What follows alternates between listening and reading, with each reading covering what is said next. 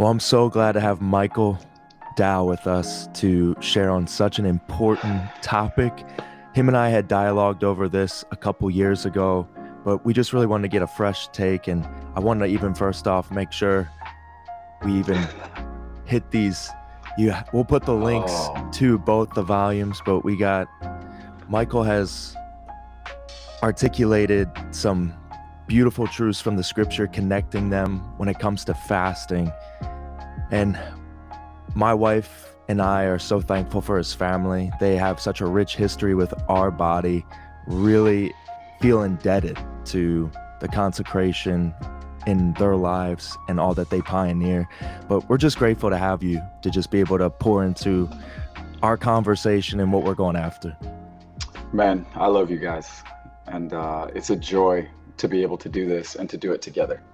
Yeah, so thank you, man. Absolutely. Well, we'll cut right to it, man. When it comes to fasting, it can be intimidating. It can be a lot, like even in today's context and culture, we kind of really don't hear about it as a regular thing. And Sure. seeing your life and seeing your family's life and those that you run with, fasting is totally a part of the community and the way that you all go about things. And I feel like in order to create the best conversation, could you just start us out with like clearly defining what fasting is so that way the conversation can just build upon that? Yeah, sure. I think defining the terms is important so that, like you said, in an ongoing way, as you're interacting with the word, you can interact with it correctly. Fasting, by definition, is abstaining from food or particular foods, especially when experienced as a religious observance or unto a religious purpose. So at a bare bones, ground zero, entry level type place, fasting is about food. Now I know usually there's much hostility whenever you try to make it that clear cut, that simple. But in return for that, I would also suggest that fasting is a discipline, but not everything that is a discipline should be considered fasting. Mm. Fasting is a discipline, but not everything that is a discipline should be considered fasting. Because by definition, fasting is about food. But Mike, what about TV? What about social media? What about, extracurricular activities? What about how I spend money? All of those things are disciplines, and we should be disciplined in the way that we engage those things in an ongoing way. However, though, TV is not fasting. You're not fasting TV. You get what I'm saying? You're not fasting Facebook. You're becoming more disciplined in your life with these things that are creating unhealthy or unnecessary distractions. But fasting, even by way of definition, simply like even Webster's definition, is about food. And there's a different cost when you associate it with food than there is these other things. So just to start it off, fasting is about food. Perfect. So that helps. It was so funny. Even this past week, it was funny. Jackie, she was like, Dom will give us some more information on the fast. And then I got up and I said, don't eat. But obviously in our dialogue, we'll help a few people out that desire to grow in fasting. For Now, sure. Yeah. Now, when it comes to we're defining fasting, the next question would be, so what would be the ultimate purpose of fasting? And if that's too isolated, the manifold purposes that we could kind of break down. Yeah, I mean, it's a really big question because there's much happening in the place of fasting, much happening, even at times beyond our immediate awareness or ability for comprehension. Right? I'll just say some of the things that are happening, not exclusive to these things, but for sure including these things. For one is Matthew 9, right? In Matthew 9, Jesus is confronted by the disciples of John. They say, we've been watching you and your guys We fast and the Pharisees fast, but you don't. Talk to us about that. There's an indictment, right? They've evaluated his life, and there's an indictment. There's a charge or an accusation against him. The question is posing tension. And he says the bridegroom is with them, so they have no need to fast. But in the days that the bridegroom is taken up from them, then those that belong to me, then my disciples, then those that follow me will be found fasting. So just in simplistic terms, there's something about absence that is supposed to become fuel in the place of fasting. So fasting is a posturing of our hearts and lives to awaken and increase a Maranatha type groan or cry, right? We're familiar with Revelation 22. In the last days, or in those days towards the end of the age, the Spirit and the bride will say, come. Fasting is one of the ways that we awaken our interest of sorts, if I can put it that way. It's the ache on the inside for his return, yes, for his coming again. He says, when the bridegroom is taken from them, then those that belong to me will fast. So the connection here is there's something about his absence that is supposed to get traction in our interests and help us to posture our lives in the place of fasting. When the bridegroom is taken up, then they will fast. Meaning he's not here, and we should not be okay. As good as things can be, as whatever, material incentives, career objectives, popularity, influence, or whatever, you know what I'm saying? As great, quote unquote, great as the conditions of our lives that we might be able to work for or experience, the bridegroom is not here. And he longs to be. And there's something about fasting that is supposed to awaken an ache on the inside, where all of these other distractions and preoccupations, they get eclipsed with this Maranatha groan. A longing for the bridegroom, an intense, acute awareness in our attention for the return of Jesus, where the bride begins to cry out for him, long for him, posture their lives to fast and pray to awaken this Maranatha ache. So, I mean, even if that were the only thing, yes, bro, like if that were it, you know what I'm saying? Like anyone in the conversation that's like, but you know, I need something a little bit more than that. You're like, what? You know? So even if that were the only thing, you know, but there's a variety of things happening, man. Bro, Galatians 5, we know the evidence of the work and the power of the Spirit in a believer's life. We would consider this to be the fruit of the Spirit, right? Love, joy, peace, patience. Well, it lands on self-control. As I've written, fasting in more times than not is about mastery and not just about avoidance. It's about bringing your life lovingly subject to the rule of Jesus, where self-control as an evidence of the Spirit's work and power in the life of the believer, right? Self-control is something that is foreign in our modern day experience, or, you know, just the general landscape of Christendom. You know, we have certain allowances and exemptions for loose living, you know, lack of conviction in certain area, whatever. But self-control is one of the evidences of the Spirit's work. And so in the place of fasting, in a culture, especially in the West, that is always raging, you should be able to do whatever you want in relationship to you. Self-denial as the doorway to discipleship. Yes. Telling yourself no on the most basic or fundamental level. Man shall not live by bread alone. Turning from meals and turning to Jesus.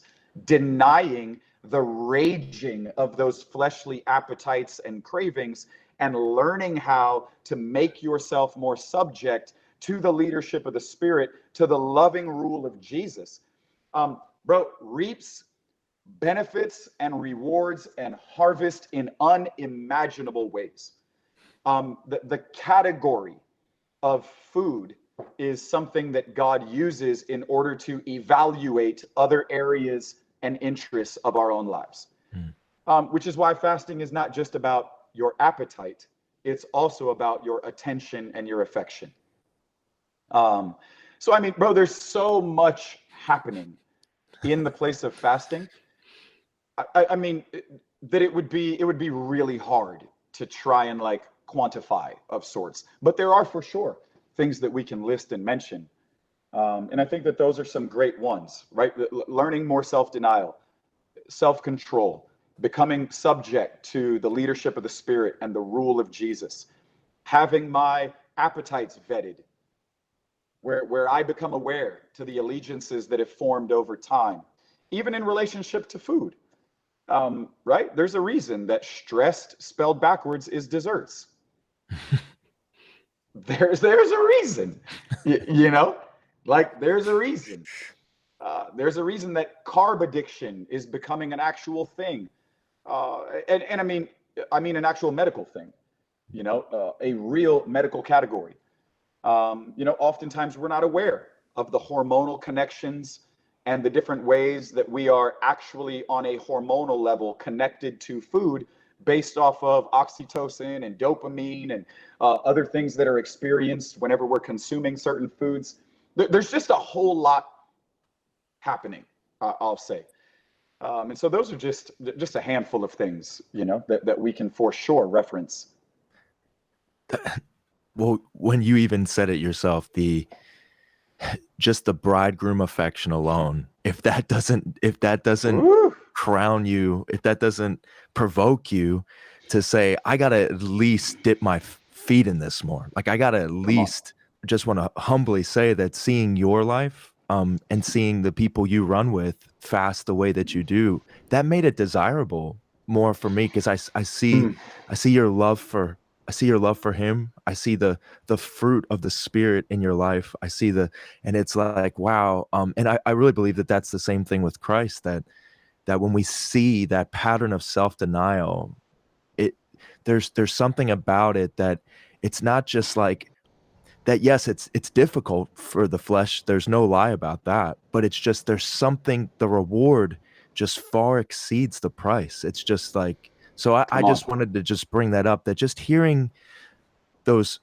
precious truths, because I'm with you. Like all throughout my life, I feel like I always needed incentives to do things, and the more you read the scripture, you get excited about an opportunity to put the flesh under, and that's why I love conversations like this. So we could go so deep with some of the impact and all the spiritual significance, and I want to continue to do that. But when it just comes to practical measures, so there's a lot of people that ask, like, what types of fast could I do? What, even simple things like, can I do caffeine while I'm doing water fasting, or what's permitted, what's allowed, what are the different types? I know you could probably bring some context to that. Yeah, sure. So, I mean, just with a scriptural evaluation, we see a variety of kinds of fast or styles of fast. Right now, traditionally, there's going to be your all water fast. All water fast is just like it sounds. It's all water, right? Like that's not to offend anyone's intelligence. That's just to say, like, a water fast is just like it sounds. It's a water fast. It's all water. And there's a variety of places, right, where that's our assumption. And at times it's the evidence of what actually took place. And I only say assumption because you have Moses and Exodus 24 and 34, two different 40-day stints on the top of the mount. You know, you have Elijah who gets up and runs. You have the idea of John the Baptist in Matthew 11, where Jesus says John came with fasting and praying. You have Jesus in the wilderness, 40 days. You know, so there's a variety of people and stories that testify to the reality of fasting. So all water fast. You have an absolute fast, which would be as Esther. Esther is fasting. She says 3 days in Esther 4. She tells Mordecai, you and your team don't eat or drink for 3 days. We will do the same. and then I will go in to speak with the king. So an absolute fast, which is typically referenced as an Esther fast, is no eating or drinking. And historically, like that 3-day mark is like that's where it's at, because the body enters into very real difficulty, and there's serious health challenges beyond 3 days with no water. So 3 days being historically, traditionally, what's the limit? So all water, an absolute fast. You have Daniel. I mean, Daniel is found fasting in the book of Daniel, which is typically where we get the name Daniel fast, because it's Daniel that we're observing. I know we usually land in chapter 10. I would say that's because it's the easiest of the options that are found in the book of Daniel. What I mean by that is chapter 10 is I, Daniel, was mourning and fasting for 21 days or for 3 weeks' time, right? No meats, no sweets. Often people, depending on the translation, interpret that to mean no carbs. One translation even says no lotion, so it's like, okay. But chapter 1, in chapter 1, verse 8, he says, I resolved not to defile myself with the delicacies on the king's table. Verse 12, we find that they do 10 days vegetables and water, which Ashpenaz, who was overseeing their training.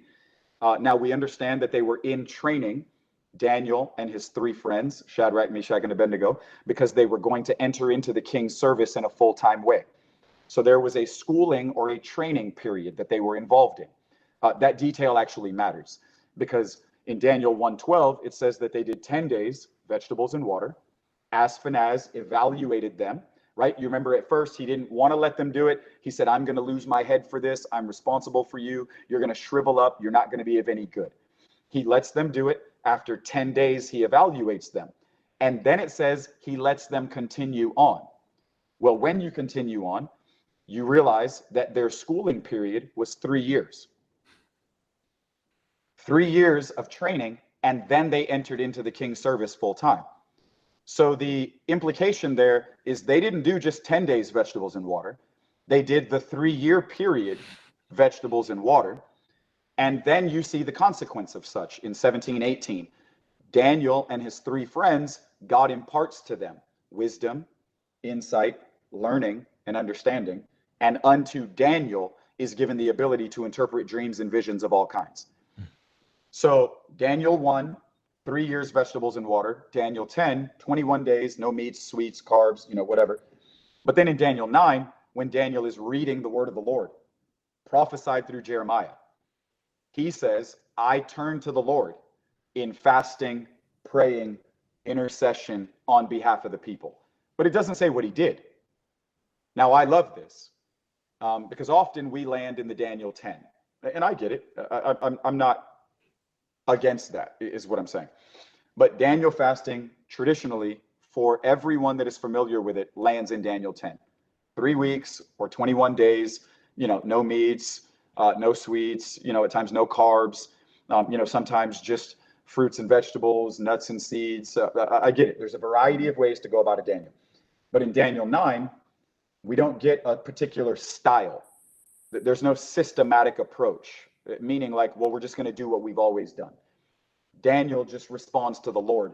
And out of sensitivity, we don't really know exactly what he did.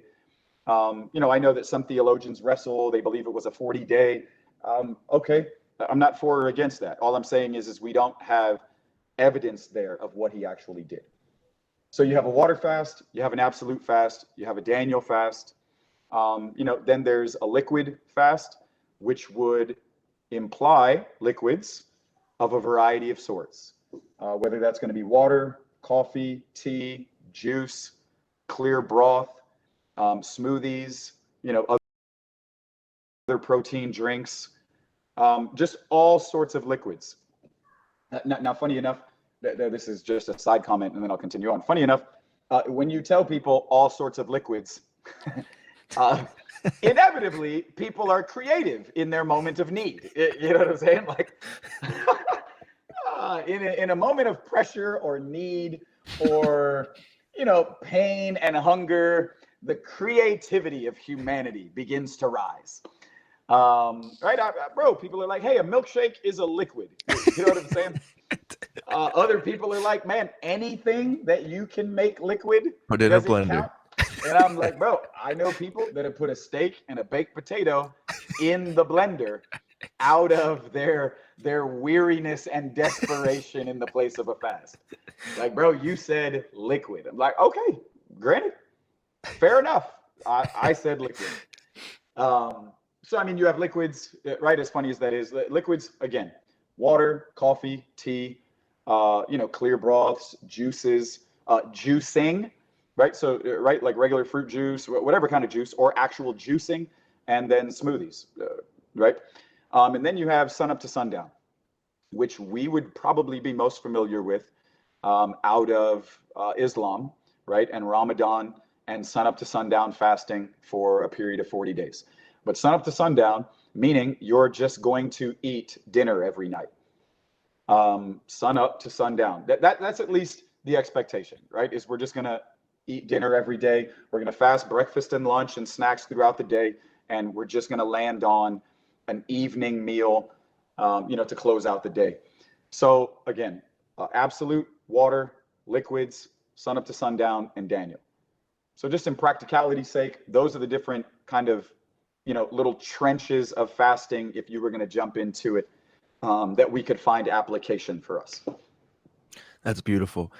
A personal question. Which one do you tend to lean the most towards, or would you say that it's been pretty varied? So it's not pretty so my experience has been very varied, has absolutely been varied. Do I have a preference? I for sure have a preference. I am a terrible Daniel fasting person. Terrible. Like, just because I can eat all the stuff that I usually don't really care about anyways. Like, man, I'm cool with vegetables, but vegetables are what you eat with meat. Like Yeah. I don't go to restaurants like dreaming of mushrooms and Brussels sprouts. Yeah. No, bro, I'm fine with broccoli if I can eat it with a steak. Yeah. You know what I'm saying? Or like I It's don't like a go to tease. restaurants. Yeah, like trying to order a salad. My wife is always like, what's your thing with salad? I'm like, babe, I'm not paying somebody for lettuce. You know what I mean? Like, it's lettuce. Like, I'm fine with lettuce if you lay a rack of ribs on it or something, you know? This is the food my food eats. Yeah, I mean, so I'm not the guy that's like super excited about Daniel fasting, although I have done what I would consider to be, and this word may mean different things to different people. I've done a tremendous amount of Daniel fasting in my history, and recognize and have apprehended a host of reward in the place of Daniel fasting.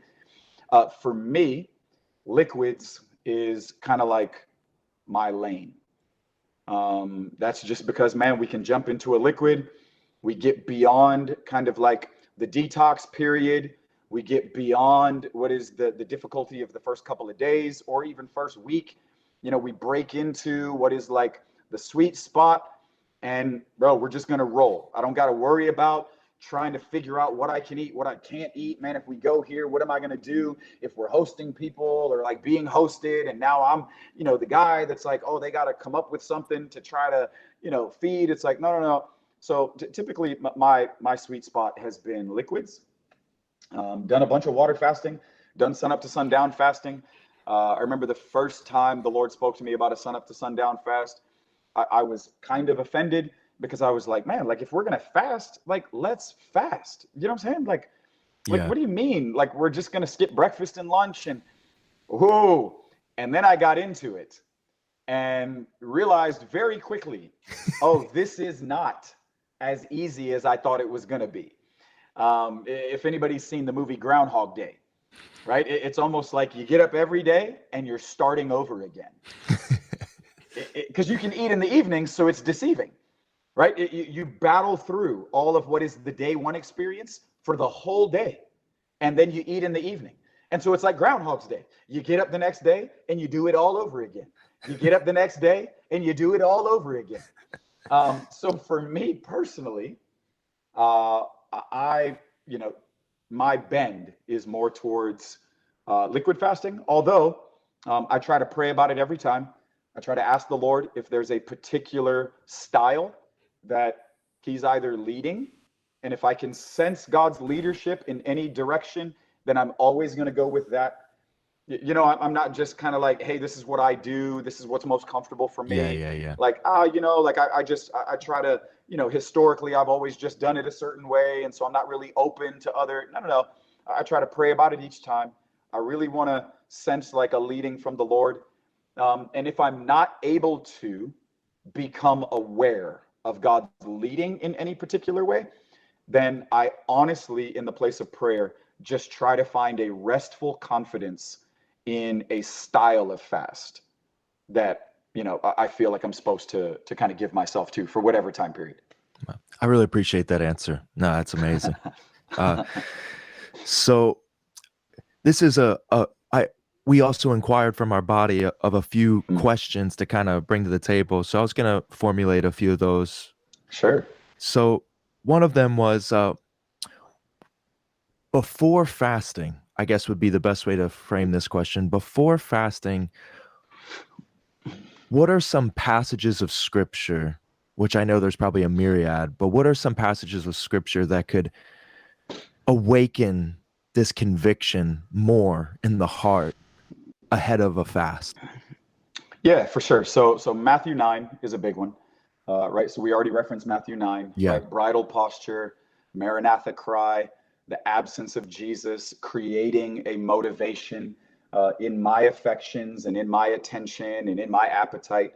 I would connect that to Revelation 22. You know, Matthew 6 is always great. I mean, Matthew 5, 6, and 7 is amazing, but Matthew 6 is amazing. I think it's 16, 17, 18. Matthew 6:16 is when Jesus says, when you fast like this. So again, there explicitly, Jesus says when and not if. Mhm. And so that's a big one. Like that's a Yeah. big one in the conversation. He says when you do it. So the idea there is, as a follower of Jesus, it is understood that according to Jesus, this is going to be a part of your way of life. Mhm. Now, granted, we're not in competition. We're not comparing our lives, you know, comparatively to what others are doing. But as for me and my house, Joshua 24, like as a follower of Jesus, it is implied that fasting is going to be when you do. It is going to be a part of my lifestyle. So Matthew 6 is another big one. For me, I would even look towards Galatians 5, right? The fruit of the Spirit, the evidence of maturity in being conformed to the likeness of Jesus, which is what the fruit of the Spirit is actually creating a reference point for, right? It's the evidence of the Spirit's power transforming the human experience, Wow. making them more like Jesus. And this That's is so now good. what it looks like, right? When the Spirit is accomplishing that agenda in you, love, joy, peace, patience, that's what it looks like.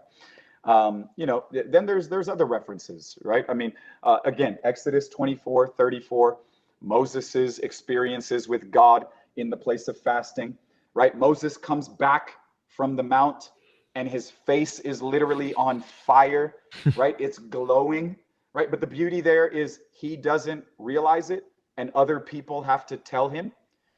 So we're not always aware Yeah. of what's happening to us in the place of fasting and the consequences that are getting created in our own lives, right? Sometimes it takes the witness of others towards us to reveal to us and to testify or to Yeah. declare you're actually changing. Things about you are transforming. Your face is glowing. His countenance is bright upon you. You know, so that, I mean, that's beautiful. Yeah. You have Jesus in Matthew 4, who is in the wilderness for 40 days. There's the confrontation, you know, with the adversary or the enemy himself. You know, man, there's a lot of different places that you could go in referencing, you know, fasting, but those would be just some of my immediate, you know, go-tos. Yeah, I mean, and then as the Spirit gives insight, just to, you know, continue with any other space. No, that's perfect. And just even having those scriptures alone, I think it's just so important that I think that you would even agree with this, that just getting in the scriptures and asking the Lord to reveal just Mm. create the longing. Like sometimes like the actual context is so beautiful, finding the scriptures, particularly on fasting. But Yeah. when we're studying scriptures and looking at Jesus, we're going to be invited into this more and more. And sometimes we can even complicate it a little bit and just taking that. So no, it's so beautiful, even getting those reference points. Could I say something Yeah, just yes. because of what you just said? And I know that it's something that you and I have talked about even previously. You said, right, like apprehending a biblical vision. So when the Lord invites us. So I know that there's probably going to be people who hear that type of language and ask themselves, like, well, what does it mean Mm, to have the yeah. Lord invite me into a fast? Well, just beyond the basic explicit language that we already have, right? Matthew 6, when you do it. Matthew 9, when the bridegroom is taken up, then they that belong to me will be found fasting. So excluded from those two places, you can actually get motivated into a fast in a variety of ways. Mm, In a variety of ways, right? So one is discipline, two can be desire, three can be design, and four can be, what I've called despair. Um, Discipline is Psalm 35:13. David says, I humbled my soul with fasting. Just meaning that there was no prophetic word, there was no corporate call, meaning like, well, we together as a body are going to do this. There was a simple evaluation of what my life looks like and how I can consistently, as a way of life, give myself to the lifestyle practice of fasting. That might mean I'm just going to look at my calendar and I'm just going to say, hey, listen, every Monday I can skip breakfast and fast and pray. Hey, listen, every Wednesday I can do sun up to sundown. Hey, every Friday, Saturday, I can do a Daniel. Whatever. It could be that basic. It could be that simple. I love I it. don't need a Gideon fleece. I don't need like a prophet to lay hands on me in like a prayer line or in a fire tunnel where somebody gives me the style of the fast and the dates. It's like, no. I can just, as a mature person who wants to grow in God, I can look at my own life and I can say, what can I do on a consistent basis? It can be by discipline. And David says that in Psalm 35:13. It can be by desire, right? We have Hebrews 11:6. God is the rewarder of those who diligently seek him.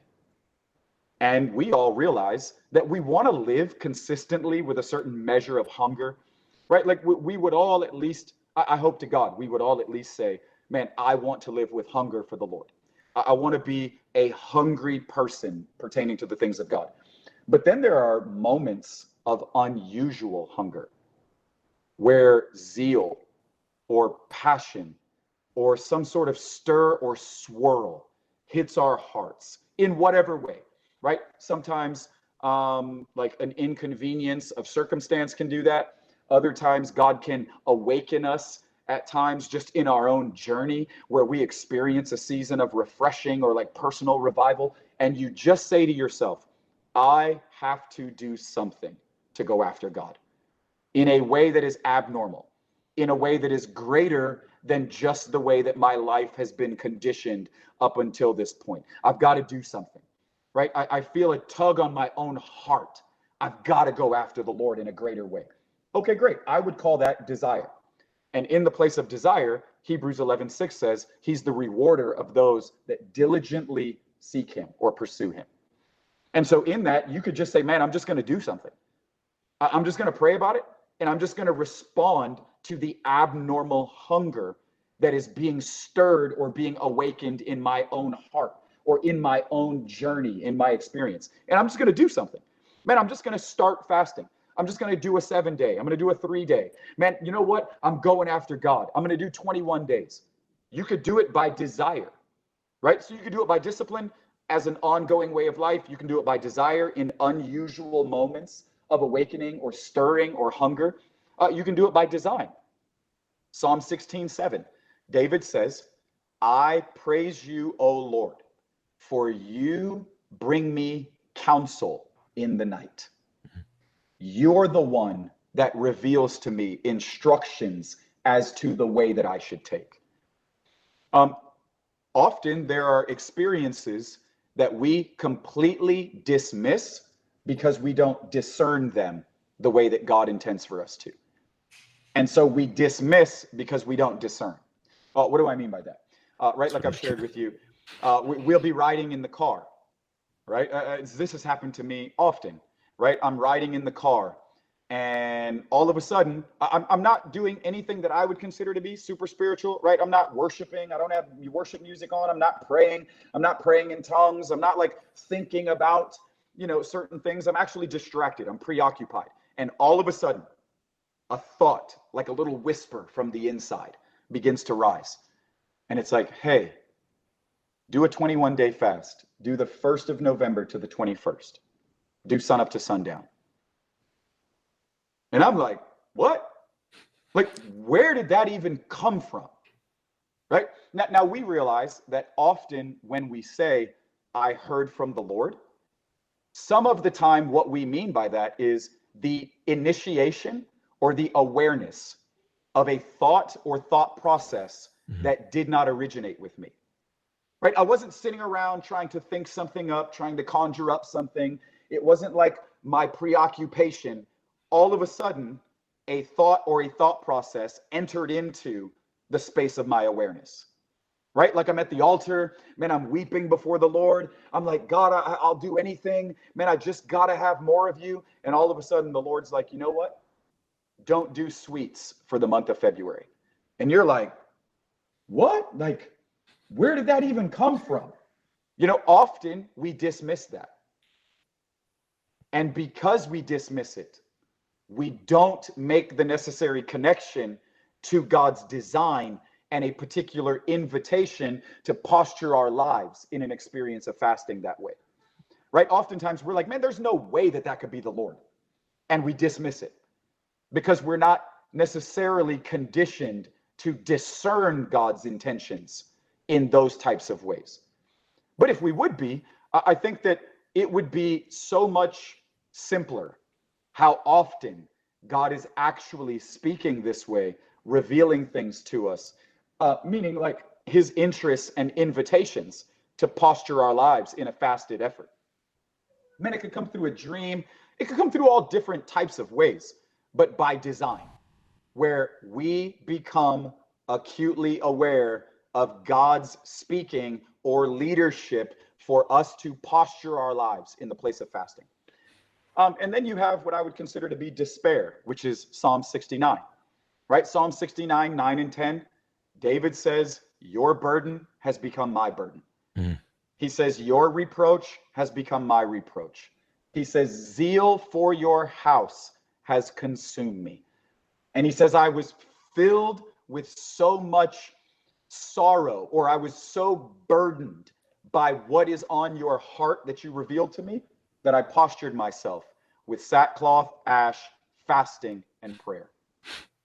So it's like sometimes just at the awareness of God's heart, God's desires, the word of the Lord in a particular way, as we make the connection even to Daniel 9, a response to the word of the Lord prophesied through Jeremiah, and a recognition that we were in a now moment.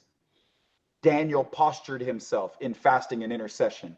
Well, Psalm 69, man, you revealed your heart to me in such an overwhelming way that I wanted to want what I now knew you wanted. And so my response to the unveiling of your heart to me was to enter into fasting and intercession, so that you could do in me what needed to be done in me, that I might bear your heart or the word of the Lord the way that you desire for me to. Right? He says, your reproach has become my reproach. Not just an acknowledgement of what God is after, but a practical way to posture your life so that you can just not be a recipient of sorts of like, well, I acknowledge this is what God is saying. No. It's a way to posture your life so that that personal sense of ownership, like David says, zeal for your house has consumed me. Right? So Psalm 69, 9 and 10. So for me, those are four different ways. Again, not exclusive, but absolutely including these four ways that you could either invite yourself into a fast or feel invited from the Lord. And so when you use that language, again, just because I love the way you said it, and I know that often in my own journey, I've had people who have had real difficulty in connecting, like, what do you mean God inviting me, or the invitation to fast? And so again, discipline, Psalm 35:13, desire, Hebrews 11:6. What did I say? Discipline, desire, design, which is Psalm 16:7. My mind just completely went blank. No, it's all good. And then Despair. Psalm 69:9 and 10. So those are even some other scriptures, when you were asking for scriptural reference points for fasting, and, just to continue to access a biblical vision in the place of fasting. That's a wonderful breakdown. No, it's so helpful.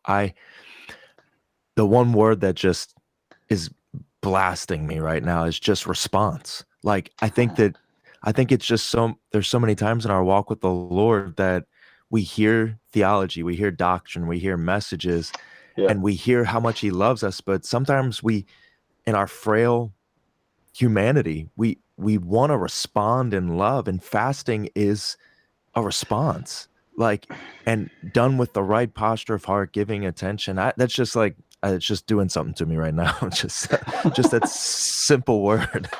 No, you're absolutely right, man. I hope you enjoyed part 1 of that interview with Michael Dow regarding fasting. I wanted to give a plug once again to these glorious resources that have been such a blessing to my personal library. Michael Dow's book, Volume 1 on fasting, and Volume 2. You want to get your hands on them. I put the links in the description below. Don't waste any more time. Go out and grab them. They will be such an enrichment to your life and a supplemental resource regarding fasting. Make sure you watch part 2 of this interview to increase our appetite and desire to fast unto the Lord. We love you all.